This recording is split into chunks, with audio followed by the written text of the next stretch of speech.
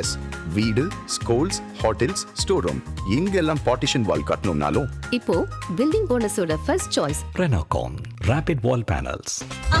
No compromise. உங்க சைடுலயும் எங்க சைடுலயும். It's a GT promise. GT Holidays, South India's #1. எப்படி இந்த பிரச்சாரம் எப்படி ஸ்டார்ட் ஆச்சு, இப்போ வரைக்கும் எப்படி போயிட்டு இருக்கு சார்? நம்ம இதெல்லாம் எதிர்பார்த்து தான் களத்துக்கு வந்திருக்கோம். இந்த மாதிரி அசம்பாவிதங்கள் வரும், நம்மளுக்கு தடுங்கல்கள் வரும், நிறைய பேர் நம்ம வரதை பிடிக்காதவங்க நிறைய விஷயங்கள் பண்ணுவாங்க அப்படின்னு. பட் அதை தாண்டி ஜெயிக்கிறது தான் ஒரு தலைவர்.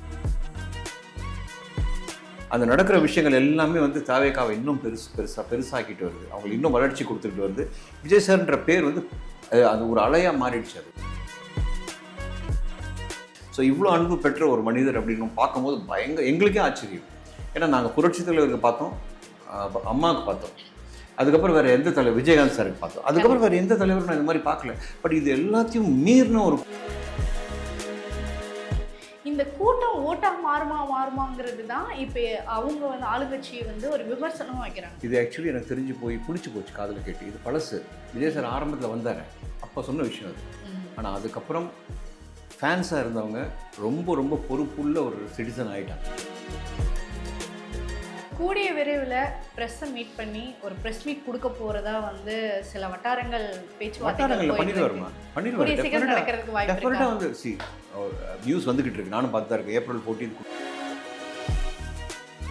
விஜய் ஏன் 2 தொகுதியில் போட்டுறாரு, ஒரு தொகுதியில் நிற்கலாமே? விஜய் சார் என்ன டிசைட் பண்ணுறாருன்றது அவருக்கு மட்டும்தான் தெரியும். ரீசன் ஆக்சுவலி பார்த்தீங்கன்னா நம்ம வேளாச்சேரின்னு நினச்சோம், அங்கே நிற்பார், வேலைச்சேரி தான் அவரோட தொகுதி அப்படின்னு நினச்சோம். நிறைய பேர்கள் சொன்னாங்க. பட் எனக்கு தெரிஞ்சு அவர் பெரம்பூர் சூஸ் பண்ணுறாரு அப்படின்னா திருச்சி நான் ஒன்று சொல்கிறேன். எனக்கு ஒரு இன்சிடென்ட் ஞாபகம் வருது. ஜெயலலிதா அம்மா ஒரு வாட்டி போகும்போது, இனிமேல் இந்த அம்மா உள்ளே வரக்கூடாது, நான் பார்க்குறேன் அப்படின்னு சொல்லி மிரட்டி இது பண்ணும்போது அந்த அம்மா அங்கே போய் விட்டார். அங்கே போய் நின்று ஜெயிச்சாங்க. ஜெயிச்சாங்க, எலெக்ஷனில் ஜெயிச்சாங்க. ஸோ மைட் பி ஒரு இன்ஸ்பிரேஷன். இந்த இடம் வீரத்தோட அடிப்படையாக. ஏன்னா அம்மா அவருக்கு. ஆதன் சினிமா நேயர்களுக்கு வணக்கம். நான் உங்கள் விஜய் பிரியா. இன்னைக்கு இந்த நேர்காணலில் நம்ம கூட யார் இணைஞ்சிருக்காங்க அப்படின்னு பார்த்தீங்கன்னா, இப்போது டிவிக்கு பற்றி தொடர்ந்து நமக்காக நிறைய அப்டேட் கொடுத்துட்ருக்கிறவர் தான் ஆக்டர் ஜீவா ரவி அவர்கள் தான் நம்ம கூட இருக்காங்க. அவங்ககிட்ட நிறைய விஷயங்கள் நம்ம கேட்டு தெரிஞ்சுக்கலாம். வணக்கம் சார். வணக்கம். எப்படி இருக்கீங்க சார்? சூப்பராக. இப்போ தொடர்ந்து நிறைய சேனல்ஸில் டிவிக்கே பற்றி நிறைய விஷயங்கள், நிறைய அப்டேட், டிவிக்கு என்ன விஷயங்கள் நடக்குது, என்னென்ன போயிட்டு இருக்கு, பிரச்சாரங்கள் எப்படி மேற்கொண்டுட்டு இருக்காங்க அப்படிங்கிற எல்லா விஷயங்களையும் தொடர்ந்து சொல்லிட்டு இருக்கீங்க. ஸோ டிவிக்கே அப்படின்னு நம்ம எடுத்துக்கிட்டோம் அப்படின்னாலே இப்போ இந்த எலெக்ஷன் பிரச்சாரம் ஒரு பயங்கர லெவலாக போயிட்டு இருக்கு. கரெக்ட். பட் இருந்தாலும் நிறைய பிரச்சனைகளையும் இன்னும் வரைக்கும் தாவேக்கா சந்திச்சுட்டு தான் இருக்கு. நம்ம ஏற்கனவே கரூர் இன்சிடென்ட்டை நம்ம பார்த்தோம். இப்போ ரீசெண்டாக கொளத்தூர் தொகுதியிலையும் பிரச்சாரம் போனப்போ எங்களுக்கு சரியான போலீஸ் பாதுகாப்பு கொடுக்கல அப்படிங்கிற குற்றச்சாட்டை வச்சுருந்தாங்க. எப்படி இந்த பிரச்சாரம் எப்படி ஸ்டார்ட் ஆச்சு, இப்போ வரைக்கும் எப்படி போயிட்டு இருக்கு சார்? உண்மையிலே சொல்லப்போனால் களம் பயங்கர சூடாக இருக்குது. அது நல்லாவே தெரியும், உங்களுக்கும் தெரியும். நீங்கள் எல்லா மீடியாவில் இருக்க உங்களுக்கு பயங்கர ஹாட் நியூஸ் உங்களுக்கு கிடச்சிட்டே இருக்கும். அதுவும் விஜய் சார்ன்ற ஒரு பேர், அந்த ஒரு பேருக்காக தான் இத்தனையும் நடக்கிறது. அத்தனையுமே இந்த ஒரு பேர் தான். அந்த ஒரு பேர் இல்லை அப்படின்னா இது எதுவுமே இல்லை, காரசாரமே இருக்காது, போர் அடிச்சு போயிடும். பட் இருந்தாலும் என்னென்னா, நம்ம இதெல்லாம் எதிர்பார்த்து தான் களத்துக்கு வந்திருக்கோம். இந்த மாதிரி அசம்பாவிதங்கள் வரும், நம்மளுக்கு தடுங்கல்கள் வரும், நிறைய பேர் நம்ம வரதை பிடிக்காதவங்க நிறைய விஷயங்கள் பண்ணுவாங்க அப்படின்னு. பட் அதை தாண்டி ஜெயிக்கிறது தான் ஒரு தலைவருக்கு அடையாளம். ஒரு நல்ல தலைவருக்கு அடையாளமே அதுதான். புரட்சி தலைவர் அப்படின்னு சொன்னாங்க எம்ஜிஆர் சார், அவர் பார்க்காத விஷயங்களே கிடையாது. அதே தான் பண்ணுறாங்க இப்போ. அது என்னென்னா, அது என்ன ஆகுதுன்னா, அவங்க நிறைய விஷயங்கள் பண்ணுறாங்க. பட் அது யார் பண்ணுறாங்க, இவங்க பண்ணுறாங்கன்னா இவங்களை பர்டிகுலராக நம்ம குற்றம் சொல்லலை. பட் நடக்குது. அந்த நடக்கிற விஷயங்கள் எல்லாமே தாவேக்காவை இன்னும் பெருசாக்கிட்டு வருது, அவங்களுக்கு இன்னும் வளர்ச்சி கொடுத்துட்டு வருது. விஜய் சார்ன்ற பேர் அது ஒரு அலையாக மாறிடுச்சு. அது ஒரு பவர்ஃபுல் வேவாக மாறி எங்கே போனாலும் பார்த்தீங்கன்னா, ஒன்றும் இல்லை, இப்போது பெரம்பூர் போனாங்க. பெரம்பூரில் அந்த கூட்டம் பார்த்துருப்பீங்க, கட்டுக்கடங்காத கூட்டம். அது அன்கன்ட்ரோலபிள். அது என்னென்னா, இப்போது காசு கொடுத்து நீங்கள் கூப்பிட்டு ஒரு லாரியில் உட்கார வச்சு வந்தீங்கன்னா அவங்களுக்கு டிசிப்ளின் இருக்கும். ஏன்னா அவங்களுக்கு என்ன சொல்லிவிடுவாங்க, இந்த டைம் டு டைம் இவ்வளோ தான் நீங்கள் இருக்கணும், இவ்வளோ தான் நீங்கள். இது நீங்கள் அடக்கவே முடியாது. ஓவர் அன்பில் வராங்க. விஜய் அப்படின்ற ஒரு பேருக்காக மக்கள் இல்லை, குழந்தைங்கள்லேருந்து பாட்டி தாத்தாலேருந்து வராங்க. ஸோ இவ்வளோ அன்பு பெற்ற ஒரு மனிதர் அப்படின்னு பார்க்கும்போது எங்களுக்கே ஆச்சரியம். ஏன்னா நாங்கள் புரட்சி தலைவருக்கு பார்த்தோம், அம்மாவுக்கு பார்த்தோம், அதுக்கப்புறம் வேறு எந்த தலைவர், விஜயகாந்த் சாருக்கு பார்த்தோம், அதுக்கப்புறம் வேறு எந்த தலைவரும் நான் இந்த மாதிரி பார்க்கல. பட் இது எல்லாத்தையும் மீறின ஒரு கூட்டமாக இருக்குது, அன்பு கூட்டமாக இருக்குது. அண்ட் எல்லாருக்கும் ஒரு கேள்வி, இது ஓட்டாக மாறுமான்னு. டெஃபினட்டாக ஓட்டாக மாறும். ஏன்னா ஸ்டார்டிங்கில் ஒரு மாநாடு பண்ணும்போது எல்லாம் ரசிகராக இருந்தாங்க, விஜய் சார் ரசிகராக இருந்தாங்க. ஸ்லோவாக வந்து என்ன ஆச்சு, பாலிடிக்ஸ் அப்படின்றது ஒரு சில குறிப்பிட்ட பிரிவுக்கு மட்டும்தான் அது பாலிடிக்ஸாக இருந்தது. பட் யங்ஸ்டர்ஸ் எப்போ பாலிடிக்ஸ் பேச ஆரம்பித்தாங்களோ பாலிடிக்ஸ்க்கு யங்ஸ்டர்ஸ் ரொம்ப பிடிச்சி போச்சு. கண்டிப்பா. இப்போ நீங்க சொன்ன மாதிரி இந்த யங்ஸ்டர்ஸும் இப்போ பாலிடிக்ஸ் பேசுறாங்க அப்படின்னு சொல்லியிருந்தீங்க. அது உண்மையாவே ஆக்சுவலாக வந்து உண்மைதான். ஸோ நம்ம நிறைய விஷயங்கள் வந்து பார்க்குறோம். ஆனால் இன்னொரு விஷயம் நம்ம மறக்க முடியாது, இப்போ வரைக்கும் ஓட்டே இல்லாத குழந்தைங்க குட்டீஸ் கூட இப்போ டிவிக்கு சப்போர்ட் பண்ணி பிரச்சாரம் பண்ணுறதெல்லாம கூட நம்ம பார்க்குறோம். அந்த விஷயங்கள்லாம் எப்படி இருக்கு? ரொம்ப பார்க்கறதுக்கு ரொம்ப அழகாக இருக்குது, ஹெல்த்தியாகவும் இருக்குங்க. ஏன்னா இப்போது அரசியல் அப்படின்றது எல்லாருமே தெரிஞ்சுக்கணும். ஒரு காலகட்டம் வரைக்கும் யங்ஸ்டர்ஸ் பீச்சுக்கு போவாங்க, மாலுக்கு போவாங்க, வீட்டுக்கு போயிடுவாங்க, காலேஜ் போவாங்க, படிப்பாங்க. இப்போ அப்படி இல்லை, கேள்வி கேட்குறாங்க. ஏன் இந்த ரோடு இப்படி இருக்குது, ஏன் வீட்டில் ஒரு சின்ன குழந்தை வந்து விஜய் மாமான்னு அவ்வளோ க்யூட்டாக யாரும் சொல்லி பண்ணல. பட் ஏன் அந்த குழந்தைகளுக்கு ஏன் அவர் இன்ஸ்பயர் ஆகிருக்குன்னா விஜய் சார் பற்றி தான் பேசுகிறாங்க. ஆட்டோமேட்டிக்காக குழந்தைங்க ரெஜிஸ்டர் ஆகிடும். ஸோ எல்லா இடத்துலையுமே விஜய் விஜய் விஜய்ன்னு இருக்கும்போது அந்த மேஜிக் ஸ்பெல்னுவாங்க, அந்த நேம், அந்த மேஜிக் வந்து எல்லா இடத்துக்கும் பரவிட்டு. நாட் ஒன்லி தமிழ்நாடு, உலகளாவிய தமிழ் மக்கள் அப்படின்னும் போது அது தாவேகா அப்படின்ற ஒரு பேர் ஃபுல்லாக ரெஜிஸ்டர் ஆகிடுச்சு. விஜய் சார் என்ற ஒரு முகம் தான் அவங்களுக்கு இப்போது. ஸோ அரசியல் களம் அப்படின்னும் போது எதிர்க்க நிற்கிறவங்களும் சாதாரண ஆளும் கிடையாது, அதையும் நம்ம ஒத்துக்கணும். அந்த ஒரு கிரவுண்ட் ரியாலிட்டி அப்படின்னு பார்க்கும்போது டிஎம்கே 75 வருஷம் பாரம்பரிய கட்சி, இந்த பக்கம் அதிமுக அதுவும் பாரம்பரிய கட்சி, அவங்களோட கூட்டணி இவங்களோட கூட்டணி 27 கட்சிகள் நினைக்கிறேன் டிஎம்கே. ஸோ இவங்களுக்கு ஸோ இது எல்லாமே எதிர்த்து நிற்க போகிறது வந்து ஒரே ஒரு மனிதர் விஜய். இதுதான் வந்து சேலஞ்ச். ஓகே. இப்போ அப்படி பார்க்கும்போது ஏற்கனவே பிரச்சாரங்களில் சொல்லியிருக்கிறாரு, ஒரு குடும்பங்களுக்கு ஒரு ஓட்டுங்கிறது எங்களுக்கு கன்ஃபார்ம். அப்படி பார்க்கும்போது நாங்கள் கிட்டத்தட்ட 40% வந்து நாங்கள் ஓட் வாங்கிடுவோம் அப்படின்றது. இப்போ நிறைய குழந்தைகள் வந்து வீட்டில் சத்தியம் பண்ணி சொல்லி பேரண்ட்ஸை வந்து கேட்குறாங்க அப்படிங்கிற மாதிரியான வீடியோலாம் பார்க்குறோம். நீங்கள் சத்தியம் பண்ணு, எனக்கு வந்து விஜய்க்கு தான் ஓட்டு போடுவேன்னு சத்தியம் பண்ணு அப்படின்லாம் கேட்குறாங்க. இது உண்மையாகவே குழந்தைங்க கிட்ட இருந்து பெரியவங்க இன்ஃப்ளூயன்ஸ் ஆகுறாங்களோ, விஜய்க்கு தான் ஓட்டு போடணும் அப்படிங்கிறது? இல்லை, நான் சொல்கிறேன், இது ஒரு கேள்வியாகவே வந்தது எனக்கு. விஜய் சார் வந்து குக்கிராமத்துக்கு வரதில்லை, ப்ரெஸ் மீட் கொடுக்குறதில்ல, எப்படி ஓட்டு விடும்? இப்போ நீங்கள் சொன்னீங்களே இப்படி தான் விடும். ஓகே.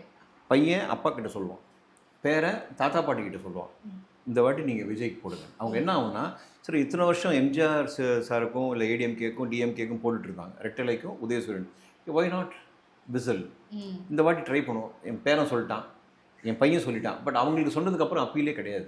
அவங்களோட இன்ஃப்ளூயன்ஸ் பெருசாக ஏன் இந்த பசங்க வந்து புதுசாக விஜய்ன்னு போட சொல்கிறாங்க, போட்டு தான் பார்ப்பேன். அதுதான் ஒரு சேஞ்ச். அதை தான் விஜய் சாரும் பண்ணுறாரு. எங்களுக்கு ஒரு வாய்ப்பு கொடு, ஒரு சான்ஸ் பார்ப்போம். ஏன்னா நான் என்ன சொல்கிறேன்னா, நம்ம வந்து யாரையுமே வந்து பாகிஸ்தான் இந்தியா எதிரியும் கிடையாது, ஒரே மாநிலத்தில் ஒரே நாட்டுக்குள்ள நம்ம இருக்கோம். ஸோ அரசியல் கலன் வரும்போது அவங்களோட கொள்கையோடு தனித்தனியாக நிற்கிறாங்க. பட் இருந்தாலும் எண்ட் ஆஃப் த டே ஒரு குடும்பம், அந்த ஒரு மாநிலம் நல்லா இருக்கணும், மக்கள் நல்லா இருக்கணும், நம்ம போராடுறோம். அதை நியாயமாக உண்மையாக யார் பண்ணுறாரோ அவர் தான் லீடர். கண்டிப்பாக. அது இவர். இந்த கூட்டம் ஓட்டாக மாறுமாங்கிறது தான் இப்போ அவங்க வந்து ஆளுங்கட்சியை வந்து ஒரு விமர்சனமாக வைக்கிறாங்க. கூட்டம் எப்பயுமே ஓட்டாக மாறாது, கூட்டம் எப்பயுமே ஓட்டாக மாறாது. இதுக்கு நீங்கள் என்ன பதில் கொடுக்கணும்னு? இது ஆக்சுவலி எனக்கு தெரிஞ்சு பிடிச்சி போச்சு காதில் கேட்டு. இது பழசு. விஜய் சார் ஆரம்பத்தில் வந்தார், அப்போ சொன்ன விஷயம் அது. ஆனால் அதுக்கப்புறம் ஃபேன்ஸாக இருந்தவங்க ரொம்ப ரொம்ப பொறுப்புள்ள ஒரு சிட்டிசன் ஆகிட்டாங்க. ஓட்டு போடுற மனநிலைக்கு வந்து நிறைய விஷயங்கள் செல்ஃப் டிசிப்ளின், சுய ஒழுக்கமாக கொண்டு வந்துட்டாங்க. ஏன்னா இப்போ போதை கலாச்சாரம்ன்றது எவ்வளோ பெரிய விஷயங்கள் இருக்கோ, தாவேக்கால இருக்கிற நம்மள வர்ச்சுவல் வாரியர்ஸும் இருக்கட்டும், நார்மலாக இருக்கிற வாரியர்ஸ் இருக்கட்டும், தொண்டர்களாக இருக்கட்டும், விஜய் சாரோட நலம் விரும்பிகளாகட்டும், நாடு நல்லா இருக்கணும், மக்கள் நல்லா இருக்கணும்னு நினைக்கும் போது இந்த மாதிரி கெட்டதெல்லாம் அழிஞ்சிடும். அதுக்கு தான் இந்த கூட்டமே. நல்லது வரட்டும், ஒரு நல்ல மனுஷன் வந்து எல்லாருக்கும் நல்லது பண்ணட்டும், அவர் நம்புகிறாங்க. அவரோட முகம் மட்டும் இல்லை, அவரோட பேச்சு மட்டும் இல்லை, உள்ளுணர்வுலேருந்து வருது, இன்பில்ட் அவருக்கு. நாளைய திருப்பு பண்ணதுலேருந்து அவருக்கு அந்த உள்ளுணர்வு கேர் இருக்குது, சொசைட்டி பீப்புள் அப்படின்ற ஒரு கேர் இருக்குனால சொன்னதை செய்கிற மனுஷன் தான். அதை தடுக்கிறதுக்கு நிறைய விஷயங்கள் பண்ணுவாங்க. இப்போது நான் இருக்குமா, ஒரு பர்சனலாக எனக்கு நிறைய விஷயங்கள் நடந்திருக்கும். நீ பொது வழியில் வரும்போது உங்களுக்கு அதெல்லாம் கொண்டு வருவாங்க. அது வந்து ஒன்று டப்புன்னு தட்டுறதுக்கு. பட் அதை தாண்டி எவ்வளோ என்ன சொல்லுவாங்க, வழிகளை தாண்டி, எவ்வளோ ஹேர்டில்ஸை தாண்டி, எவ்வளோ அடி, இந்த அடிலாம் வேறு யாரும் தாங்க மாட்டாங்க. கரூர் வரிசையாக கொடுத்தாங்க, கரூர் கொடுத்தாங்க, ஃபேமிலி கொடுத்தாங்க, அதுக்கப்புறம் ஃப்ரெண்டு கூட இந்த கல்யாணத்துக்கு ஏன் போனேன், வரிசையாக அடித்தாங்க போட்டு, ஏகப்பட்டது ட்ரை பண்ணாங்க. பட் இருந்தாலும் அது எல்லாத்தையும் அமைதியாக சாந்தமாக, அதுதான் ஒரு லீடருக்கு உள்ள குவாலிட்டி. வேறு யாராவது இது தாங்குவாங்கன்றது எனக்கு சத்தியமாக, எனக்கு இப்போ எம்ஜிஆர் சார் விட்டுருங்க, ஜெயலலிதா விட்டுருங்க, வேறு யாராவது கலைஞரும் எடுத்துங்க, வேறு யாராவது இது தாங்குவாங்களான்றது சத்தியமாக தாங்க மாட்டாங்க. ஸோ அந்த பர்சிவரன்ஸ், வில் பவர் இருக்கிற ஒரு லீடர் வந்தார்னா நல்லாயிருக்கும். That's all. அவர் வரணும், அவ்வளோதான். சேஞ்சஸ் வரணும். ஓகே. எனக்கு என்னன்னா நம்மளும் டிசிப்ளினாக மாறிட்டு வரணும். தாவேக்கா நீங்கள் சொல்கிற மாதிரி இந்த பைக் இன்சிடென்ட்டு உங்கள் ஆதானில் நான் அந்த ஒரு சின்ன ஆப்பர்ச்சுனிட்டி எடுத்துக்கிறேன். பிரதர்ஸ் சிஸ்டர் தயவு செஞ்சு சிஸ்டர் பண்ணுறது இல்லை, பிரதர் நீங்கள் தான் பண்ணுறீங்க. ஆர்வம் லவ் எல்லாமே லீடர் மேலே இருக்குது, எங்களுக்கு இருக்குது. நீங்கள் அந்த மாதிரி போய் விழும் போது அது டேரெக்டாக போய் அவர் தான் அடிக்கும். யாருமே கேட்க மாட்டாங்க. ஏன்னா ஒரு இன்டர்வியூல தான் கேட்குறாங்க, கட்டுக்கடங்காத கூட்டம், டிசிப்ளின் இல்லாத பசங்க ஏன் பைக்கில் வந்து விழணும். இதுதான் நிறைய பைக்கு பின்னாடி வந்து விழுந்த வீடியோஸ்லாம் நம்ம பார்க்குறோம். என்னன்னா விஜய் சாரோட ஆதரவு, விஜய் சாரோட நலம் விரும்பிங்களை வந்து கேமரா முன்னாடி வாயை மூடிட்டு பேச விடாமல் பண்ணிடாதீங்க. தயவு செஞ்சு உங்களை கையெடுத்து கும்புறேன். Vijay sir loves you so much. நீங்கள் பண்ணுற ஒவ்வொரு சின்ன மிஸ்டேக்கும் அவருக்கு தான் போகும். ஸோ வேணாம் ப்ளீஸ், அவ்வளோதான். ஸோ கூடிய விரைவில் ப்ரெஸ்ஸை மீட் பண்ணி ஒரு ப்ரெஸ் மீட் கொடுக்க போகிறதா வந்து சில வட்டாரங்கள் வட்டாரங்களில் பண்ணிடுவாருமா, பண்ணிடுவாரு. டெஃபினட்டாக வந்து நியூஸ் வந்துக்கிட்டு இருக்கு, நானும் பார்த்து தான் இருக்கேன். April 14 கொடுக்க போகிறாங்க, கண்டிப்பாக கொடுப்பாரு. நான் தான் சொல்கிறேன், ப்ரெஸ் மீட் கொடுத்தா தான் அவர் லீடர்ன்றதே கிடையாது. ஒருத்தரோட பேட்டர்ன் இயல்பு வேறு மாதிரி இருக்கும். புரட்சி தலைவர் இயல்பு வேறு மாதிரி இருக்கும், கலைஞரோட இயல்பு, அம்மாவோட இயல்பு, சீமான் சாரோட இயல்பு, ஒருத்தருக்கு ஒரு இயல்பு. விஜய் சாரோட இயல்பு என்னன்னா நம்ம அதிகம் பேசலாம், செயலில் காமிப்போம், ஃபோக்கஸ் பண்ணணும். எது வேணால் சொல்லட்டும், யாரையுமே வல்கராக திட்ட வேணாம். யாரையும் நம்ம வந்து திட்டுறவங்க திட்டிட்டு இருப்பாங்க, சட்டை போட்டுப்பாங்கன்னு வச்சுக்கோங்க. நான் என்ன சொல்கிறேன்னா, நம்ம டீசெண்டான பொலிட்டீஷியனாக உள்ள வரப்போகிறோம். விஜய் சார் ஃபாலோ பண்ணுறவங்க எல்லாமே சூப்பர் பொலிட்டீஷியன்ப்பா. மக்கள் ப்ளசண்ட்டாக தைரியமாக இப்போ என்ன பெண்களுக்கு பாதுகாப்பு அப்படின்ற போதை கலாச்சாரம் ஒளி பண்ணும்போது இவர் செய்வார் அப்படின்னு நம்பிக்கை எங்கே வருது? தொண்டர்கிட்டேருந்து தான் வரும் ஃபஸ்ட்டு. கண்டிப்பாக. ஸோ அது வந்து நடக்கும், அது கண்டிப்பாக நடந்துக்கிட்டு இருக்குது. அதுக்கான கிரவுண்ட் ஒர்க் பண்ணிகிட்ருக்கோம்.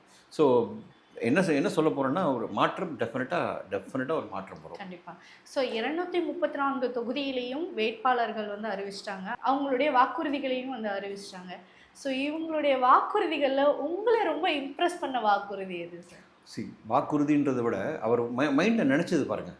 எல்லார் வீட்லேயுமே வந்து ஒருத்தர் வந்து வேலைக்கு கஷ்டப்படக்கூடாது, பேங்க் பேலன்ஸ் கடன் இருக்கக்கூடாது, பெண்கள் வெளியே போயிட்டு உள்ளே வந்தால் அந்த பாதுகாப்பு இருக்கணும். அதே மாதிரி போதை கலாச்சாரம் டோட்டலாகவே ஸ்டூடெண்ட்ஸு வீட்டில் அப்பா அம்மா வந்து பேக்கை திறந்து செக் பண்ணுற அளவுக்குலாம் இருக்க வேணாம். அண்ட் மோரோவர் மெயினாக அவரோட ஃபோக்கஸ் ஃபுல்லாகவே வந்து எஜுகேஷன், மெடிக்கல், இது ரெண்டுமே ரொம்ப கவர்ந்துச்சு நம்மளை. ஏன்னா எப்போவுமே ரொம்ப இம்பார்ட்டண்ட் ஒரு மனுஷனுக்கு வாழ்வாதாரத்துக்கு மெடிக்கல் அண்ட் எஜுகேஷன். அது ரெண்டு இருந்தாலே உங்களுக்கு வந்து ஒரு மனுஷன் நல்லா பெருசாக வந்துடும். அதை வந்து அவர் டெஃபினட்டாக பண்ணுறாரு. அது இல்லாமல் இன்னும் இப்போ வந்து சில விஷயங்கள் சொல்லாமல் இருக்குது, சில விஷயங்கள் சொல்லாத விஷயங்களும் நம்மளுக்கு ஆஃப்டர் த எலெக்ஷன் நீங்கள் அதை பார்ப்பீங்க. அண்ட் மோரோவர் வந்து விஜய் சார் மைண்டில் இருக்கிறது எல்லாமே வந்து எப்படின்னா, ஒரு அரசியல் தனமான ஒரு என்ன சொல்லுவாங்க ஸ்டேட்மெண்ட்ஸே இருக்காது. உனக்கு நல்லது செய்யணுமா, செஞ்சிடுறேன், போய் எடுத்துக்க போ, இப்படி தான் இருக்கும். ஒரு நார்மல் பாமரனுக்கு கலோக்கியில் நம்ம எப்படி பேசுகிறோமோ அப்படி கனெக்ட் ஆவார் மக்கள்கிட்ட. அதுதான் இந்த லவ். அப்படி தான் இருக்க போகுது. நான் அரசியலுக்கு வந்தால் நம்ம வந்து ஸ்டேட்மெண்ட்லாம் சொல்லணும், இது சொன்னால் தான் நம்மளுக்கு ஓட்டு, அதனால் நான் உனக்கு வந்து இவ்வளோ தரேன், நான் உனக்கு அவ்வளோ தரேன். நான் கூட சொன்னேன் 2-5 அவங்க சொன்னாங்க, அதில் எனக்கு உடன்பாடு கிடையாது. எங்கள் கட்சி தான் 2-5, அதெல்லாம் தேவையில்லை. விஜய் சார் பண்ணணும்னு அவசியமே கிடையாது. அது அவர் பண்ணல, விட்டுருங்க. ஆனால் என்னென்னா, அவர் வந்து நின்னாவது நான் நல்லது பண்ணுறேன் அப்படின்னு அவர் நிற்கும் போது அந்த பசங்க, அந்த பொண்ணுங்க, யங்ஸ்டர்ஸ், அடுத்த ஜென்ரேஷன் யார் நம்மளுக்கு, அவங்க தான். அவங்களுக்கு அவர் மேலே நம்பிக்கை வரும்போது ஏன் வருதுன்னா, அந்த உண்மைத்தன்மை இருக்கிறதுனால தான். நல்லது நடக்கும். ஆமாம், நீங்கள் கேட்ட கேள்விக்கு என்னன்னா, பெஸ்ட் மெடிக்கல் அண்ட் எஜுகேஷன் நிறைய கான்சன்ட்ரேட் பண்ணுறாரு, அதுதான் பவர். இப்போ டாக் ஆஃப் த டவுனா வந்து விஜய் ஏன் வந்து 2 தொகுதியில் வந்து போட்டுடுறாரு, ஒரு தொகுதியில் நிற்கலாமே அப்படின்னு சொல்லி கேட்கும். அதுலேயும் குறிப்பாக பெரம்பூர் மற்றும் திருச்சி கிழக்கு பகுதியை வந்து ஏன் எடுத்தார், அதுக்கான காரணம் என்ன? திருச்சியை வந்து ஏற்கனவே கே நேரு அவர்கள் வந்து இது ஏன் கோட்டை அப்படின்னு சொன்ன வீடியோலாம் நம்ம பார்த்தோம். உண்மையிலே அவர் கோட்டை தான் இருந்துச்சு. இந்த 2 தொகுதியை எடுத்ததுக்கான காரணம் ஒன்றுமா, விஜய் சார் என்ன டிசைட் பண்ணுறாருன்றது அவருக்கு மட்டும்தான் தெரியும். ரீசன் ஆக்சுவலி பார்த்தீங்கன்னா, நம்ம வேளச்சேரின்னு நினச்சோம், அங்கே நிற்பார், வேளச்சேரி தான் அவரோட தொகுதி அப்படின்னு நினச்சோம். நிறைய பேர்கள் சொன்னாங்க. பட் எனக்கு தெரிஞ்சு அவர் பெரம்பூர் சூஸ் பண்ணுறாரு அப்படின்னா, பெரம்பூர் இஸ் பிக் கான்ஸ்டிடுவன்சி, பெரிய கான்ஸ்டிடுவன்சி, நிறைய நல்ல விஷயங்கள் அங்கே நடக்க வேண்டிய விஷயங்கள் இருக்குது. ஸோ அதை சூஸ் பண்ணியிருக்காங்க. திருச்சி வந்து நான் ஒன்று சொல்கிறேன், எனக்கு ஒரு இன்சிடென்ட் ஞாபகம் வருது. ஜெயலலிதா அம்மா ஒரு வாட்டி போகும்போது, இனிமேல் இந்த அம்மா உள்ளே வரக்கூடாது, நான் பார்க்குறேன் அப்படின்னு சொல்லி மிரட்டி இது பண்ணும் போது அந்த அம்மா அங்கே வச்சு விட்டேன். அங்கே போய் நின்று ஜெயிச்சாங்க. ஜெயிச்சாங்க, எலெக்ஷனில் ஜெயிச்சாங்க. ஸோ மைட் பி ஒரு இன்ஸ்பிரேஷன். இந்த இடம் வந்து வீரத்தோட அடிப்படையாக, ஏன்னா அம்மா வந்து அவர் பயங்கரமாக வந்து ஒரு ரோல் மாடலாக வச்சுருக்காரு விஜய் சார், புரட்சி தலைவர் அம்மா. So might be one of the reasons. இன்னொரு ரீசன் என்ன அப்படின்னா, திருச்சியில் பெருசாக நல்லது நடக்கல. என் கோட்டைன்னு சொல்கிறவங்கலாம் எல்லாமே இப்போ மக்கள் எல்லாமே அவங்கள வந்தாலே வேணான்னு போங்கன்ற மாதிரி நம்ம பார்க்குறோம் பப்ளிக்கில். ஏன்னா அவ்வளோ அவோஷனாக இருக்குது அவங்களுக்கு, அவ்வளோ விஷயங்கள் நடக்கலை. ஸோ இங்கே நின்னா கரெக்டாக இருக்கும். இந்த மக்களுக்கு, திருச்சி மக்களுக்கு நல்லது நடக்கணும். மற்ற மாநிலங்கள், மற்ற என்ன சொல்ல கான்ஸ்டியூவன்சி எல்லாம் ஓரளவுக்கு ஓகே. அங்கே வந்து நம்ம போகணுன்றது அவசியம் இல்லை. நம்மளோட கீழே இருக்க தொண்டர்கள் அவங்க பார்த்துப்பாங்க. அங்கே நிற்கிற கேண்டிடேட்ஸ் இங்கே நான் போகணும் அப்படின்னும் போது ஆணித்தரமான ஒரு பெரிய ரீசன் இருக்குது. அது ஜெயிச்சதுக்கு அப்புறம் விடணும். இப்போ என்னதான் வந்து விஜய் அவர்களுக்கு இவ்வளோ பெரிய வரவேற்பு இருந்தாலும் அதே போல் அந்த கட்சியினுடைய வேட்பாளர்களுக்கும் அதே வரவேற்பு கிடைக்கிறது இல்லை அப்படின்னும் சில குற்றச்சாட்டுகள் வைக்கப்படுது. உண்மையாகவே வேட்பாளர்களுக்கும் அதே வரவேற்பு கிடைக்குதா? இல்லைம்மா, வரவேற்பு கிடைக்கிறது இல்லைன்னு சொல்கிறது வந்து நான் மறுக்கிறேன். அது அப்படி கிடையாது. அந்த வேட்பாளர் விஜய் சாராக பார்க்குறாங்க. இப்போ பார்த்தீங்கன்னா ஒரு சில பேர்கள் தான் வந்து மக்களுக்கு தெரியும். ஃபார் எக்ஸாம்பிள் இப்போ நிர்வாகிகள் Arunraj sir, CTR Nirmalkumar, Aadhav Arjun sir, Bussy Anand sir, இப்படி இருக்குது. ஸோ ராஜ்மோகன் இவங்களாம். பட் மற்றவங்க எல்லாமே நியூ கேண்டிடேட்ஸ், அதாவது ஃப்ரெஷ்ஷாக ஒரு கேண்டிடேட்ஸ். அது வந்து ஆக்சுவலி ஒரு நல்ல ஹெல்த்தி சைன். ஏன்னா நீங்கள் அரசியல் இருக்கிறவங்களுக்கே மறுபடியும் வாய்ப்பு கொடுத்தீங்கன்னா அவங்க அதே தான் பண்ண போகிறாங்க. இல்லை நான் பெட்டராக பண்ணுறேன்னு சொல்லிட்டு வந்து ஒன்றுமே பண்ணாமல் கூட இருக்கலாம். பட் யங்ஸ்டர்ஸ் வரவங்களுக்கு பொறுப்பு இருக்குது. ஏன்னா விஜய் சாரை பொறுத்த வரைக்கும் அவர் சொன்னது என்னென்னா, உள்ள கேண்டிடேட் கொடுத்தா நீ ப்ரூவ் பண்ணணும். அடுத்த 5 இயர்ஸ்க்கு அப்புறம் தாவேக்கா தான் மறுபடியும் நிற்கணும். அண்ட் அந்த 5 இயர்ஸ்க்குள்ளே விஜய் என்ற பேர் இல்லாமல் இந்த எம்எல்ஏ சூப்பர் கேண்டிடேட்பா நல்லா கொடுத்தாரு அப்படின்னு அவருக்கு தனித்தன்மை ஒன்று வரணுன்றது தான் விஜய் சாரோட ஆசை. அதை அவங்க டெஃபினட்டாக பண்ணுவாங்க. அண்ட் மோரோவர் வந்து ஆட்டோமேட்டிக்காக மக்கள் வந்து விஜய் சார் என்ன லெவலில் பார்க்குறாங்களோ அந்த 233 தொகுதி, 232 வந்து இவருது தொகுதியில் இருக்க கேண்டிடேட்ஸ் அவங்க தேர் சீயிங் ஹிம் ஒன்லி அஸ் தளபதி விஜய். இப்போதைக்கு அடுத்ததாக அதை மாறி அதை விட்டு வெளியே வந்து விஜய் சாரோட ஷெல்லேருந்து வெளியே வந்து தனித்தலைமையோடு அவங்க இயங்கணுன்றது தான் எங்களோட இயக்கம், விஜய் சாரோட இயக்கமாக தான். ஓகே, இப்போ ரீசெண்டாக வந்து வேட்பாளர்கள் வந்து எல்லாருமே அவங்களுடைய வேட்பு மனுவை வந்து தாக்கல் பண்ணியிருந்தாங்க. ஸோ அதில் முக்கியமாக 234 தொகுதியில் 233 தொகுதி தான் இப்போ தாவேக்கா வந்து போட்டியிட போகிறாங்க. ஒரு தொகுதி வந்து வேட்பு மனுவில் வந்து நிராகரிச்சிட்டாங்க அப்படின்ற ஒரு இஷ்யூ. இது உண்மைத்தன்மை இல்லை. அது இல்லைம்மா, அது நேற்றே பேசிட்டாங்க. அது ஒருத்தர் வந்து சொல்லிட்டாங்க ஒரு ஓடி போயிட்டாரு, அந்த கேண்டிடேட்டே இல்லைன்னு. அது இஷ்யூலாம் சார்ட் அவுட் பண்ணி அது நார்மலாக அது பாசிட்டிவாக வந்துருச்சு. அநேகமாக அஃபிஷியலாக வரும். Okay, it will come. இது வந்து நடக்கும். ஏன்னா ஏடிஎம்கேல நடக்கலையா, இல்லை டிஎம்கேல நடக்கலையா, கேண்டிடேட்ஸ் போயிட்டாங்க, இல்லை இங்கே மாறிட்டாங்க, லாஸ்ட் மினிட்ல இங்கே வந்துட்டாங்க. இப்போ நடந்துச்சு. இப்போ கோயம்புத்தூரில் கூட ஒரு இன்சிடென்ட் நடந்துச்சு. ஒரு 35 கேண்டிடேட்ஸ் வந்து உள்ளே வந்தாங்க. ஸோ இந்த மாதிரி நிறைய விஷயங்கள் எலெக்ஷனோட லாஸ்ட் சூடு பிடிக்கிற டைமில் நிறைய ட்விஸ்ட் அண்ட் டர்ன் வரும். பட் அதை நம்ம மைண்ட்லேயே எடுத்துக்கணும். நம்ம focus we march for a better for the people. மக்களுக்காக போகிறோம். அண்ட் விஜய் சார் ஒரு நல்ல மனுஷன் வரட்டுமே. ஸோ நான் என்ன சொல்கிறேன், நான் இப்போ தாவேக்கால் இருக்கேன் அப்படின்னா விஜய் சார் கூட பயங்கர விசுவாசி, அவரோட நலம் விரும்பி. ஸோ நல்லா வரணும், நல்லா செய்யணும் தான். அந்த நிர்வாகத்துலேயோ கேண்டிடேட்டில் யார் தப்பு பண்ணாலும் எங்களை மாதிரி நலம் விரும்பி நாங்கள் கேட்போம். கண்டிப்பாக லீடருக்கு எந்த கட்டி பேரும் போகக்கூடாது. ஒரு மனுஷன் கஷ்டப்பட்டு இவ்வளோ தாங்கி வரும்போது அவர் கூட நம்ம நிற்கணும். ஓகே, ஸோ நிறைய இப்போ கட்சி தலைவர்களுடைய முக்கியமான இடங்கள் வந்து போட்டியிடக்கூடிய இடங்கள்ல நிறைய பேர் வந்து கொஞ்சம் தடுமாற்றங்களை வந்து சந்திக்கிறாங்களோ அப்படின்றது. இப்போ தாவேக்கா தலைவர் விஜய் அவர்கள் வந்து பெரம்பூர்லேயும் சரி திருச்சி கிழக்குலையும் நிற்கிறாங்க. சீமான் அவர்கள் வந்து சிவகங்கை தொகுதியில் நிற்கிறாங்க. நம்ம முதலமைச்சர் ஸ்டாலின் அவர்கள் வந்து கொளத்தூர் தொகுதியில் நிற்கிறாங்க. ஸோ இப்படி முக்கியமான வேட்பாளர் நிற்கக்கூடிய இடங்களில் இப்போ முக்கியமாக இன்னும் அதிக கவனம் செலுத்தக்கூடிய இடம் வந்து சிவகங்கை ஆகட்டும், குளத்தூர் தொகுதி ஆகட்டும், இந்த இடங்களில் அதிகமான எஃபர்ட் போடணுமா தாவேக்கா சைடில்? ஆக்சுவலி எப்படி நம்ம இவங்கெல்லாம் ஆல்ரெடி அந்த இடத்துல ஸ்ட்ராங். குளத்தூரில் முதலமைச்சரோட தொகுதி அது எல்லாருக்குமே தெரியும். அண்ட் இந்த பக்கம் பார்த்தீங்கன்னா சீமான் அவர் நிற்கிற தொகுதியில் அவர் நிறைய விஷயங்கள் நல்ல விஷயங்கள் பண்ணியிருப்பார் எல்லாம். பட் அதுதான் சேலஞ்சு. இப்போ அதுக்குள்ளே தாவேக்கா உடச்சிட்டு உள்ளே போகும்போது இவங்க இவ்வளோ வருஷம் இருந்து இவங்க நிற்க போகிறாங்களா, இல்லை தாவேக்காவில் போய் அந்த புது கேண்டிடேட் விஜய் சார்ன்ற பேரோட ஷெல்லோட அங்கே ஜெயிக்க போகிறாங்களோ நம்ம பார்க்க போகிறோம். பட் என்னென்னா மாற்றம் போகணுன்றது 90% வந்துருச்சுமா. வேறெவர் யூ ஆர், நீ என்ன தொகுதியில் நின்று அங்கே என்ன பண்ணியிருந்தாலுமே நம்மளுக்கு ஒரு சேஞ்ச் வேணும். சின்ன வயசில் ஒரு வயசானவர் வந்து கண்ணை மூடிட்டு ரெட்டையில அப்படின்னு குத்துவாங்க, இல்லை உதயசூரியன் இப்படி குத்துவாங்க. அவங்க வந்து அந்த தம்பி வரட்டுமே, ஒரு வாட்டி அந்த ஓட்டு அந்த தம்பிக்கு போடலாம் அப்படின்னு சொல்கிற அளவுக்கு வந்துருச்சுக்கும் போது எனக்கு அந்த தொகுதியில் அவங்க அவ்வளோ நாள் இருந்தது அதெல்லாம் பெருசாக வந்து இம்பாக்ட் இருக்காதுன்னு தான் எனக்கு தோணுது. இவங்க ஈஸியாக அதை உடைச்சிருவாங்க, கன்ஃபார்மாக உடைச்சிருவாங்க. இப்போ நிறைய இந்த மீடியா சைட்லேருந்து பைட்ஸ் எடுக்கக்கூடியதாகட்டும், இல்லை நார்மலாக வந்து பொலிட்டிக்கலாகவே இந்த பைட்ஸ் கிரவுண்ட் லெவல் எப்படி இருக்குது அப்படின்னு செக் பண்ணும்போது நிறைய பேர் சொல்கிற காமனான வேர்ட்ஸ் வந்து கிரவுண்ட் லெவலில் வந்து டிவிக்கு தான் பயங்கரமான சப்போர்ட் இருக்குது, எல்லாருமே ஒரு சேஞ்ச் வேணும்னு எக்ஸ்பெக்ட் பண்ணுறாங்க அப்படிங்கிறத சொல்கிறத கேட்க முடியுது. பட் பலர் எக்ஸ்பர்ட்ஸ், அரசியல் எக்ஸ்பர்ட்ஸ் எல்லாம் என்ன சொல்கிறாங்கன்னா, பட் இது ஓட்டாக கன்வெர்ட் ஆகுறது தான் மிகப்பெரிய சேலஞ்ச் அப்படின்னும் சொல்கிறாங்க. இது ஓட்டாக மாற்றுறதுக்கான வேலைகள் எப்படி போயிட்டுருக்கு? இல்லைம்மா, இது ஆக்சுவலி இந்த ஸ்டேட்மெண்ட்டு எனக்கு வந்து உடன்பாடு இல்லை. ஓட்டா மாறுமானது எக்ஸ்பர்ட்ஸ் கேட்குறாங்கன்றது முன்னாடி இருந்திருக்கலாம். இப்போவும் அதே கேள்வி எக்ஸ்பர்ட்ஸ் கேட்டாங்கன்னா அங்கே தான் ஒரு கொஷின் மார்க். ஓகே, இப்போ தேனோ கிரவுண்ட் ரியாலிட்டி என்ன, எப்படி மாறி இருக்காங்க ஓட்டர்ஸ். அதாவது ஃபஸ்ட் டைம் ஓட்டர்ஸ்மா 12 லட்சம் பேர், 5.5 கோடி 6 கோடி மக்களில் 12 லட்சம். மிச்சம் இருக்கிறவங்க போய் நம்ம சொன்ன மாதிரி வேர்ட் ஆஃப் மவுத், அப்பா விஜய் சாருக்கு போடு, அம்மா விஜய் சாருக்கு போடு, தாத்தா பாட்டி அப்பத்தா, இப்படி தான் சொல்லுவாங்க. இதுதான் வந்து பெரிய பேங்கிங்காக வரப்போகுது, ஓட் பேங்கிங்காக. ஸோ இப்படி இருக்கும்போது இது ஓட்டை மாறுமான்னு அவங்க கேள்வி கேட்டாங்கன்னா சைக்கலாஜிக்கலாக நம்மளை மாற்றுறதுக்கான ஒரு ஸ்டேட்மெண்ட்டை தெரியுது. ஸோ அதை நம்ம கன்சிடர் பண்ண வேணாம். வில் சி எக்ஸ்பர்ட்ஸ் என்ன வேணால் சொல்லட்டும், தீர்மானிக்க போகிறது மக்கள். 23 இப்படியான்றது எனக்கு தெரிஞ்சு வந்து வி ஆர் அப். ஸோ நான் அந்த விவாத மேடையில் உட்கார போகிறேன். I'm going to sit watch, we are going to watch. நீங்கள் எல்லாருமே வாட்ச் பண்ணுங்க. கண்டிப்பாக sir, wait and watch. Okay, sure. உண்மையாகவே இப்போ நிறையா தாவேக்காக்கு அகைன்ஸ்டாக நிறைய விஷயங்கள் வந்து திரைத்துறையிலேயே வந்து நடந்துட்டு இருக்கிறதையும் நம்ம பார்க்குறோம். ஸோ TN26 2026 அப்படிங்கிற ஒரு படம் வந்து தாவேக்கா தலைவர் விஜய் அவர்களை வந்து மையப்படுத்தி தான் இந்த ஸ்டோரி இருக்குது. ஒரு ட்ரோல் பண்ணுற மாதிரியான விஷயங்களாக இந்த படத்தில் வந்து இருக்குது அப்படின்லாம் சொல்கிறாங்க. உண்மையாகவே இந்த எலெக்ஷன் டைமில் இந்த படம் அவசியம் தானா அப்படிங்கிறதையும் நிறைய கேட்குறாங்க. இல்லை, எனக்கு ஃபர்ஸ்ட் ஆஃப் ஆல் அந்த ட்ரெய்லர் அமிச்சு சார் இதை பாருங்கள், விஜய் சார் மாதிரியே யூனிஃபார்ம் இருக்குது. நட்டி சார் நண்பர், எனக்கு பெரிய நண்பர். தம்பிராமையா வந்து எனக்கு அண்ணனோட பெரிய ஒரு இடத்துல இருக்காங்க. எனக்கு உமாபதி வந்து என் பையன் மாதிரி. என் பையன் டேரக்டர், அவரும் டேரக்டர். ஸோ ஃபேமிலி ரொம்ப க்ளோஸ் ஆனவங்க எனக்கு.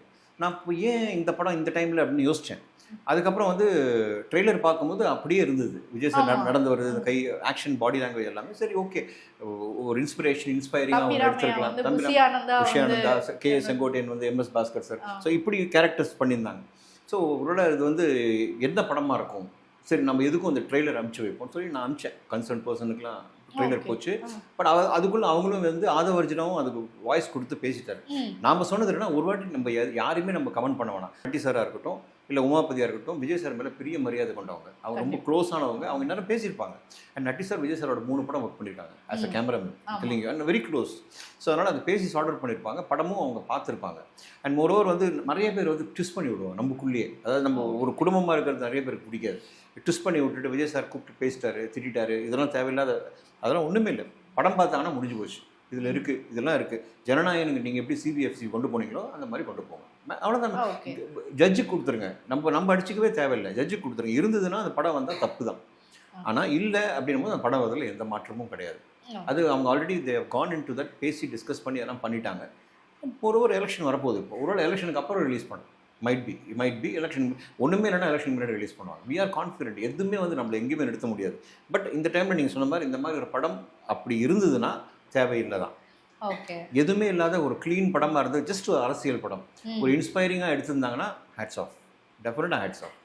அது டிசைட் பண்ணி பண்ணுவாங்க கண்டிப்பாக. ஸோ என்னன்னா வந்து எந்த ஒரு அரசியல் கட்சியும் வந்து புதுசாக வந்தாலும் அவங்களுக்குன்னு அகைன்ஸ்டாக பண்ணக்கூடியவங்க நிறைய பேர் இருப்பாங்க. முக்கியமாக ஆளுங்கட்சி வந்து செய்வாங்க. நான் இருக்கிற கோட்டையில் நீ எப்படி வந்து அது இருக்கு நார்மலாக, நான் வீட்லேயே இருக்கு. ஸோ இப்போது டிவிகேக்கு என்ன மாதிரியான பிரச்சனைகள், என்னென்ன இஷ்யூஸ் வந்து போயிட்டுருக்கு, இதெல்லாம் வந்து மீடியா கிட்ட சொன்னால் இன்னும் நல்லாயிருக்கும் அப்படிங்கிற மாதிரியான இஷ்யூஸ் ஏதாவது இருக்கா? நிறைய இஷ்யூஸ்ன்றது இல்லை, எல்லாமே இஷ்யூவாக தான் இருக்குது. ஃபார் எக்ஸாம்பிள் இந்த க்ரைம் ரேட் எடுத்திங்கன்னா சின்ன குழந்தைங்கள்லேருந்து வயசான பாட்டி வரைக்குமே எதுவுமே நம்மளால் கண்ட்ரோல் பண்ண முடியல. பஸ்ஸில் டெய்லி சும்மா போகிறது வந்து இப்போ பார்த்தீங்கன்னா ரொம்ப அபோஷனாக இருக்குது, அக்ரெசிவாக இருக்குது. அதான் போதை. ஸ்கூலுக்குள்ளே போதை போகுது, எந்தெந்த ஏரியாவில் யார் விற்கிறாங்க, என்னென்ன பண்ணுறாங்க, இதெல்லாமே பெரிய சேலஞ்சாக இருக்கும் for TVK when they come. டெஃபினட்டாக பெரிய சேலஞ்சாக இருக்கும். அண்ட் மோரோவர் வந்து கஜானா, அங்கே அடுத்து அவங்க செய்ய போகிற நலத்திட்டங்களுக்கு பணம் தேவை, நிறைய சேலஞ்ச் இருக்கும். பட் அதெல்லாம் தெரிஞ்சு தான் தே ஆர் கமிங். தைரியமாக கான்ஃபிடென்ட்டாக அவங்க வராங்க அப்படின்னா எங்களால் இதை சமாளிக்க முடியும். ஆனால் ஸ்டார்டிங் எடுத்தோன்னே எல்லாமே பண்ணிடணும்னு நான் சொல்லவே மாட்டேன். பெண்களுக்கு பாதுகாப்பாக இருக்கட்டும், லஞ்ச ஒழிப்பு, கரப்ஷனாக இருக்கட்டும், வாட் எவர் நாங்கள் சொல்லியிருக்கோமோ it will take time. Step by step தான் பண்ண முடியும். ஏன்னா நாங்கள் வந்து 3வது வருஷம், அது எங்களுக்கு 3rd இயர் தாவேகா வந்து ஸ்லோவாக பண்ணுவோம். ஆனால் ஆணித்தரமாக அதாவது ஃபேமாக பண்ணுவோம். ஆனால் பண்ணுவோம். ஏன்னா 75 வருஷம் 80 வருஷம் 50 வருஷம் 60 வருஷன்றது அப்படியே தான் இருக்குது. ப்ராப்ளம்ஸ் வராங்க, ஒரு நல்ல திட்டம் போடுறாங்க, திருப்பி அகைன் பேக் டு ப்ராப்ளம். அது இருக்காது, சொல்யூஷன் வரும். அதான் டிவிகே. கண்டிப்பாக சார். ஸோ நிறைய விஷயங்கள் தொடர்ந்து வந்து தாவேகாவுக்கு என்ன மாதிரியான விஷயங்கள் வந்து போயிட்டுருக்கு, என்ன அப்டேட்டில் இருக்கிறாங்க. இப்போது தாவேகா அவர்களை வந்து விஜய் அவர்களை தான் இந்த இப்போ இருக்கக்கூடிய மக்கள் வந்து கொண்டாடணும் அப்படின்னு நினைக்கிறாங்க. ஸோ அப்படிப்பட்ட விஷயங்கள் நிறைய விஷயங்கள் எங்கள் கூட பகிர்ந்துக்கிட்டீங்க. ஸோ நீங்கள் கூடிய சீக்கிரம் பிரச்சாரத்தில் கலந்துக்கிறது எனக்கு வந்து ரொம்ப சொல்ல மறந்துட்டேன். கே செங்கோட்டையன் அவர் கோபியில் எம்எல்ஏவாக நிற்கிறாங்க. அண்ட் பெரிய ஹாப்பினஸ் என்னென்னா ஏடிஎம்கில் இருக்கும்போது அவர் நின்னது, அதுக்கப்புறம் பெரிய கேப். அதுக்கப்புறம் வந்து அவர் அரசியல்லையே ஆக்டிவாக இல்லை, ஏன்னா பண்ணிட்டாங்க அது மாதிரி. உரிய மரியாதை அவர் கொடுக்கல. இப்போ கொடுத்து அவர் எம்எல்ஏ நிற்க வைக்கிறாங்க. அண்ட் சத்யபாமா அக்கா வந்து திருப்பூரில் நிற்கிறாங்க. இவங்களாம் எங்கள் கொங்கு மண்டலம். அவங்களுக்காக நான் போய் பண்ணுறதுல எனக்கு பயங்கர ஹாப்பி. அதுவும் மெயினாக வந்து தளபதி வெரி ஹாப்பி. ஒரு நாள் நான் பண்ணால் கூட it's going to be great. கண்டிப்பாக சார். வாழ்த்துக்கள், வாழ்த்துக்கள். மிக்க நன்றி சார். தேங்க்யூ.